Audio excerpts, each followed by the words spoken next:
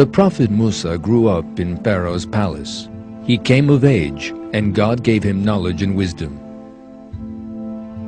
The event which marked a turning point in his life was a fight in which he was involved. In this fight, the prophet Musa took the side of the man who was from his party, without looking into who was in the right.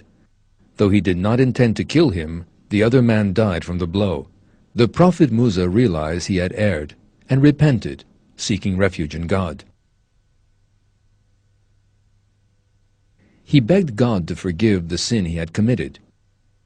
He promised never to be on the side of sinners in the future. However, the prophet Musa had killed an Egyptian.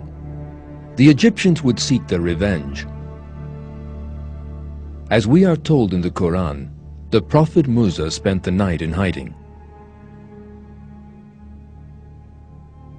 Pharaoh and the leading men beside him discussed Musa's punishment, even the possibility of executing him.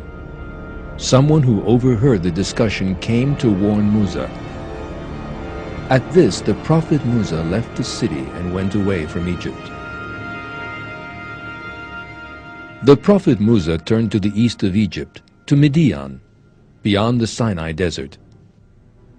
Throughout all that had happened to him, the prophet Musa continued to trust in God and pray to him. On the way to Midian, he said, "Hopefully my Lord will guide me to the right way."